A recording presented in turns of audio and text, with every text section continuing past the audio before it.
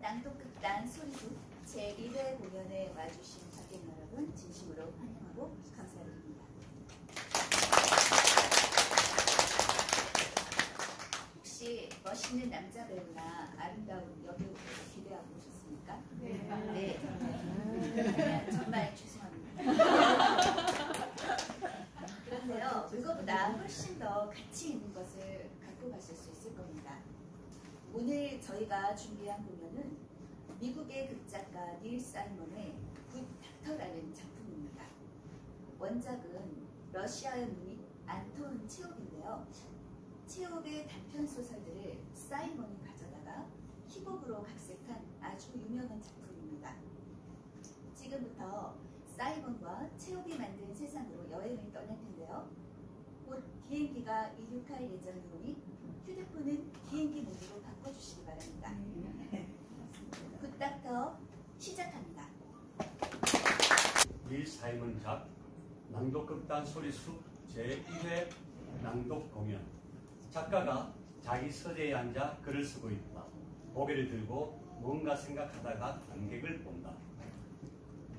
아, 벌써들 오셨군요. 반갑습니다. 그렇지 않아도 마침 글을 쓰기가 좀 따분해서 차라리 누구랑 같이 앉아 얘기라도 했으면 하던 참입니다. 보시다시피 여기가 제 서재입니다. 네, 전 작가입니다. 매일같이 이 자리에 앉아 한 가지 생각만 하고 있습니다. 난 써야 한다. 써야 한다. 써야만.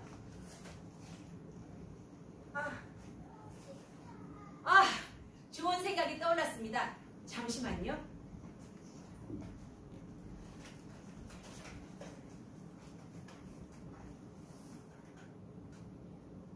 국가공원관리부 소속으로 말단 공무원 노릇을 하고 있는 이반 일리치 체르디아코프가 인생을 살아가면서 단 한 가지 정열을 바치고 있는 게 있다면 그것은 바로 연극 구경입니다.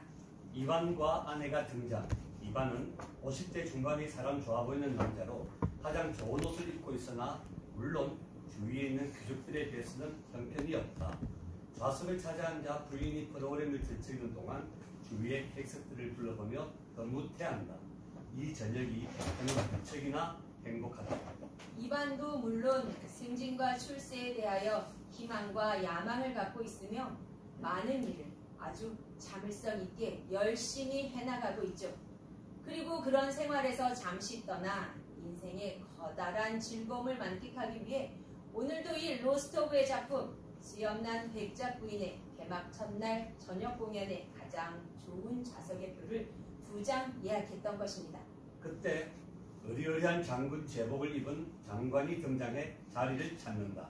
그리고 우연이라고 하기엔 너무도 신나고 가슴 뛰는 일이 벌어졌으니 바로 이반이 일하고 있는 공원 관리부의 최고 책임자인 미하일 브로셀로프 장관이 극장에 나타난 것입니다. 장관님, 안녕하십니까? 아, 예.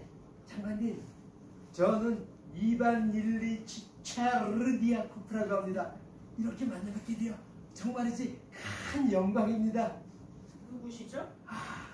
저는 바로 장관님께서 담당하고 계신 공원 관리부에서 일하고 있습니다. 그러니까 장관님을 위해 일하고 있는 셈이죠. 수풀과의 이반 일리치 체르디아코프라고 합니다. 아, 예. 자, 장관님, 제 아내도 인사를 드리고 싶다는데요. 네, 제 아내 체르디아코프 부인입니다. 안녕하세요. 반갑습니다. 이렇게 뵙게 돼서 영광입니다, 장관님. 예, 감사합니다. 미안합니다. 구경 잘하십시오, 장관님. 이런 황금의 기회를 얻게 된 게 기뻐서 신바람이 난 이반 일리치 체르디아코프는 느긋하게 의자에 기대어 수염난 백작 부인을 감상하기 시작했습니다. 이제 그는 장관과 아는 사이가 되었을 뿐만 아니라 어떻게 말하자면 친해졌다고도 할 수 있는 셈이죠. 그런데 바로 그 순간 아무런 예고도 경보도 없이 맑은 하늘에 내려치는 날벼락같이 이반 일리치 체르디아코프는 머리를 뒤로 제쳤다가 아이고 장관님, 아이고 죄송합니다. 아이고 정말 죽을 죄를 졌습니다. 괜찮아, 괜찮아. 아이고 괜찮다며 그럴 리가 있겠습니까? 아이고 죽을 죄를 졌습니다. 아이고 제가 실수를. 괜찮으니까 됐어. 아유 어떻게? 장관님, 제가 목을 닦아드리겠습니다. 그렇게라도 해야 제가 좀. 괜찮다니까 왜 이래? 하지만 제 침이 튀어서 장관님 머리가 온통 침투성인데요. 아이고 정말이지 아주 불행하고 비극적인 실수였습니다. 죄송합니다. 재채기가 갑자기 튀어나왔어요. 제가 참아보려고 했을 때는 이미 코 밖으로 죄다 튀어나왔어요. 네. 죄송합니다. 이반은 근심스럽게 뒤로 기대앉아 우선 코를 푼 다음 다시 앞으로 기댄다. 장관님, 감기가 들어서 그런 것 아니니까 옮을까봐 걱정하진 않으셔도 됩니다. 아마 콧구멍에 무슨 먼지가 들어갔나 봐요. 모두 조용히 연극을 본다. 물론 이반은 아주 불편한 상태다. 아무리 연극을 보려 해도 이반의 머릿속엔 오직 한 가지 생각만이 점점 커지고 있었습니다. 바로 아무런 동기 없는 생리적 형상인 재채기 단 한 번이 그의 머릿속에서는 점점 커져서 마치 적군을 향해 발사하는 대포의 소리처럼 울리기 시작했습니다. 그리고 그의 머릿속에서는 조금 전에 그 악몽 같은 순간이 아주 천천히 느린 동작으로 한 장면 한 장면 다시 지나가면서 그 끔찍함이 확인되고 있었습니다. 이야, 재미있는데? 실례합니다 장관님. 누구지? 접니다 장관님. 그나저나 밖에 날씨가 쌀쌀한데 혹시 감기라도 드실까 걱정이 돼서. 괜찮아. 그건 다 우연히 생길 수 있는 사고니까 어쩔 수 없는 거 아니야? 자, 얼른 잊어버리고. 연극 어떻게 봤나? 아주 재밌지, 안 그래? 네? 재밌어요? 예. 재밌어요. 저 정말 무서운지 몇 년 만에 웃어봤습니다. 그래? 어느 부분이 제일 재미있던가? 어느 부분이라뇨? 제가 재채기했던 얘기 아닙니까? 정말 죽을 죄를 졌습니다. 좀 잊어버리라니까. 다음에 보자고. 이반과 아내는 집으로 돌아갔습니다. 드디어 나 망했구나, 망했어. 극장에서 장면만 냈다고 좋았다가 나는 내일 아침이면 당장 못 가지야. 아니야, 최소한 지금 일하고 있는 숯불가에서 저 한심한 잡초가루 쫓겨날 거야. 여보, 너무 걱정하지 마. 뭐라고? 너무 깊이 신경 쓰지 말라고. 그저 별 생각 없이 한 재채기쯤은 장관님은 벌써 잊고 있을걸? 그럴까? 정말 그럴 것 같아? 아니, 나도 좀 걱정이긴 해. 뭐 선물이라도 하나 해야 되지 않을까? 비올백이라도 한번 보낼까? 이런 일이 왜 나한테 생긴다? 망했네. 어떡하지? 그러지 말고 그만 자자. 가만 있어봐. 내가 직접 찾아가서 아주 예의 바르고 정직하고 또 효과적이면서도 매력적으로 설명하면 장관님도 용서하실 거야. 그랬다가 혹시 다 잊어버린 장관님한테 다시 생각나게 해주는 거면 어쩌려고 그래? 아니야, 나는 신사야. 점잖은 신사라면 신사다운 행동을 해야지. 그렇게 그날은 갔고 다음 날이 되었습니다. 그리고 마침 그날은 장관께서 직접 탄원을 듣는 날이었기 때문에 이반은 자기보다 앞서온 5, 60명의 탄원이 다 끝날 때까지 기다려야 했습니다. 아침이 가고 오후가 거의 다갈 무렵에야 이반의 차례가 되었죠. 자, 다음 사람. 장관님, 제가 바로 마지막 사람입니다. 좋아, 마지막 사람. 장관님, 바로 저입니다. 그래. 뭘 탄원하러 왔나? 저는 탄원할 거 없습니다. 탄원하러 온 게 아니니까요. 그럼 뭐야? 4시간 낭비하러 왔나? 저를 못 알아보시겠습니까? 바로 어쩐 역에 제가 바로 장관님께 코와 침을 뱉은 사람이라고요. 뭐라고? 무슨 얘기야? 어제 제가 재채기를 했지 않습니까? 그래서 장관님 머리에 코와 침을 붙였고요. 아, 그래. 그런데 왜 여길 왔지? 감기라도 들었는지 확인하러 온 거야? 아닙니다, 장관님. 저는 용서를 빌려 왔습니다. 제가 한 재채기 속에는 아무런 정치적, 사회적 동기 없고요. 어떤 적이나 폭력도 없는 아주 순수한, 아주 인간적인 행동이었습니다. 용서해 주십시오, 장관님. 이렇게 빕니다. 이봐, 내 말 잘 들어. 난 지금 당신을 신경 쓸 새가 없이 바쁘단 말이야. 그러니까 당장 집으로 가서 뜨끈한 물에 목욕이나 하라고. 아니, 찬물로 해도 상관없으니까 좌우가 뭐든 하라고.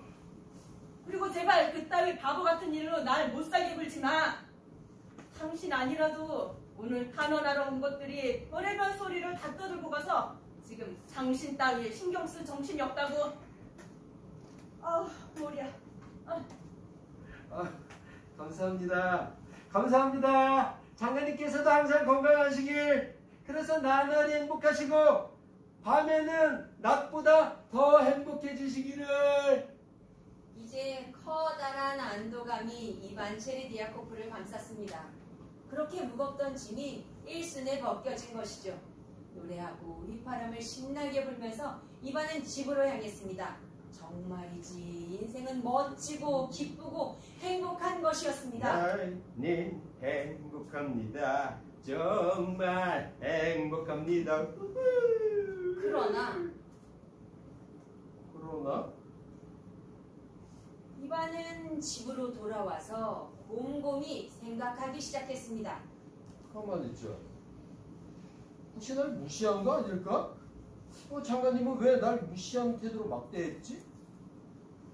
재채기쯤이 정말 별게 아니라면 왜 보기 싫은 것처럼 빨리 집으로 가라고 했을까? 그날 밤에 당한 게 화가 나서 빈정댔던 거 아닌가? 이반은 몹시 화가 났습니다. 몹시 화가 나는데? 이런 생각에 엎치락 뒤치락 밤을 지낸 이반은 아침이 되자 아내인 소냐를 불렀습니다. 소냐! 나는 무시를 당했어!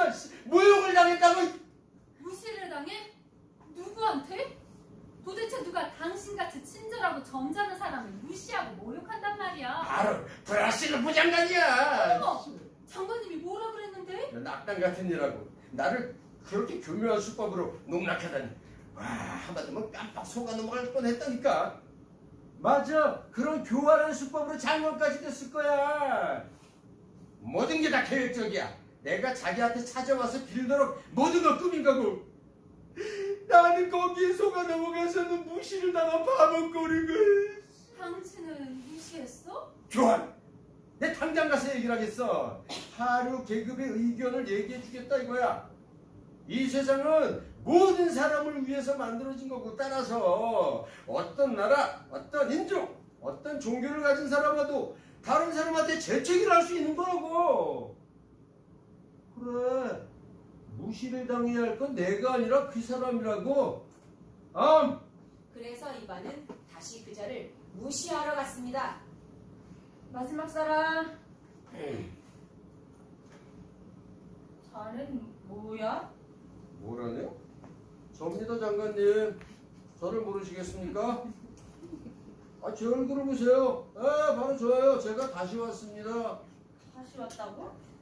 누구지? 이반 체르디아코프입니다. 장관님 말씀대로 집으로 돌아가긴 했지만 더운 물이나 찬물이나 목욕은 안 했습니다. 이랬지? 자네 뭐야? 뭐냐고요? 제가 누구냐 이건가요? 장관님께서는 그 큰 책상 뒤에 앉아서 자네 뭐야? 라고 질문할 수 있으시겠죠. 멋진 책상에다 장관이라는 높은 자리에 앉아서 저 같은 밑바닥 공무원에게 뭐냐고 물을 수 있겠죠.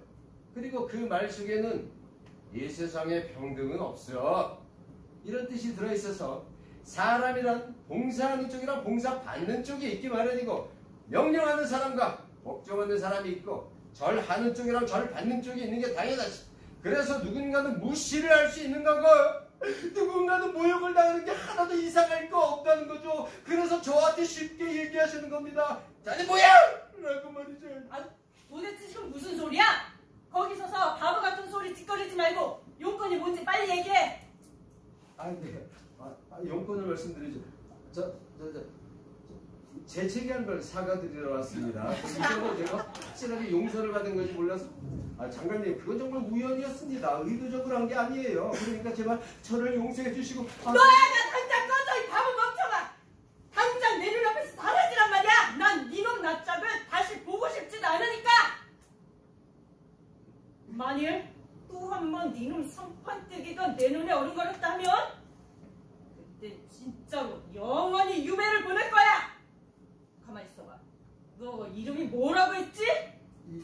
이번 체르디아. 야! 이 세경 분무기 같은 놈! 이 곤충 같은 놈! 이 벌레 같은 놈! 벌레만도 못한 놈! 원래 사촌에다가 벼룩의 사위 같은 놈! 무대기 조카 같은 놈! 넌 먼지 같은 놈이야. 아니야, 넌 먼지도 못돼. 넌 아무것도 아니야. 알아? 넌 아무것도 아니라고! 이반은 뒤로 물러서 나와 집으로 간다. 그 순간 이반의 몸속에서는 무엇인가 무너져 내리고 있었습니다. 무언가 아주 깊은 곳에 있는 아주 중요한 어떤 것. 그래서 한번 고장나면 고칠 수도 없는 그런 무엇이, 어쩌면 생명력, 바로 그 자체라고도 할 수 있는 것이 무너지고 있었던 것입니다. 이반은 코트를 벗고 소파에 앉아 손으로 머리를 감싼다. 이제는 모든 일이 끝난 것입니다. 모든 일이 한꺼번에 영원히 끝나고 그 다음에 일어난 얘긴 간단합니다. 이반 일리치 체르디아코프는 집으로 돌아와서 코트를 벗고는 소파에 누워 죽었던 것입니다.